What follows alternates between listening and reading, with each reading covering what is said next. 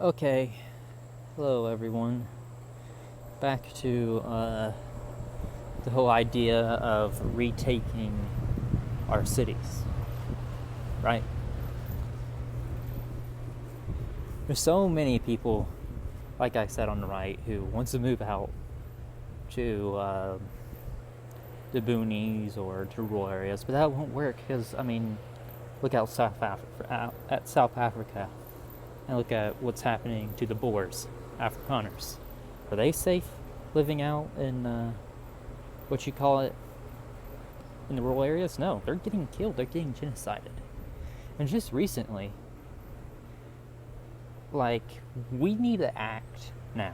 I'm not saying use violence because using violence is stupid, but we need to retake our cities, and we must learn from these gentrifiers, these hipsters. We must learn from them to do that. So we must start moving downtown in a lot of numbers. If you can start out with maybe 10 people, or you can get them, bring it up hopefully to maybe one day 30, 50, whatever. And this type of cities I'm talking about would be like, I don't know, let's say San Antonio, Texas, Atlanta, Charleston, South Carolina, Memphis, whatever cities are in Virginia, North Carolina, Delaware, Maryland, places like that, cities that were once culturally in our sphere, but now are no longer ours. And the people who populate them mostly vote Democrat. So there is something that we need to learn, like I said, from these hipsters. In a way, we have to become our own hipsters, We have to become our own gentrifiers. If we want to save Western civilization, we are going to have to take back our cities. And I'm not saying let's go out and move to, let's say, LA or Seattle. Hard chance of ever really taking that back. But our cities, let's say southeast and more conservative areas in general, we should take that back. We should. Because even though the white liberal gentrifiers, the immigrant communities, and the other minorities may not really have a lot in common, Some of them probably don't even really like each other. Some of these ethnic minorities would not like these white gentrifiers. But the one thing they do have in common is that they both vote Democrat. And we have to realize that. And we need to take advantage of this beautiful opportunity that we have now. So get on that gentrifying train.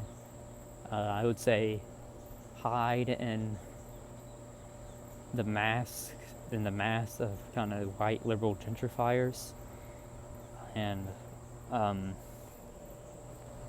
move into these cities en masse. A lot of people buy up houses, rent out houses, start your own little hip coffee shops, maybe a trad cath coffee shop. That would be kind of base, but there's something for you. Or there's another thing about the right. United States, the right needs elitism, and there's different ways to do that. Could be an art movement. What's something with kind of white liberal gentrifiers that they always kind of bring with them? It's art galleries. Their art, usually it's more abstract, and I'm not saying I hate all modern art. It's kind of 50-50 with me. Some of it I like. But if you could get more traditional art, let's say a place that really only showed Greco-Roman marble statues, and someone made that by hand, right? That would already be something very right-wing and reactionary to do. To promote. Sorry, I'm getting mosquitoes all over me. So that's just a thought. This is something we need to do. If we lose all these cities, then civilization in America is pretty much gone. You can't have civilization without these cities.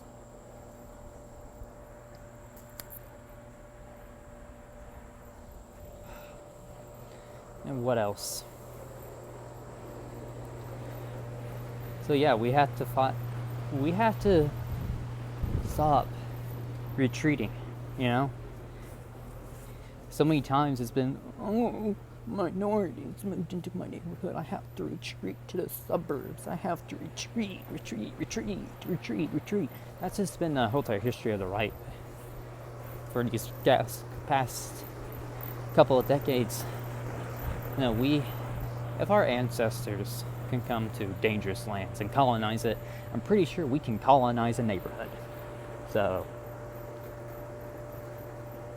alright, so, bye. So, hopefully you got the point.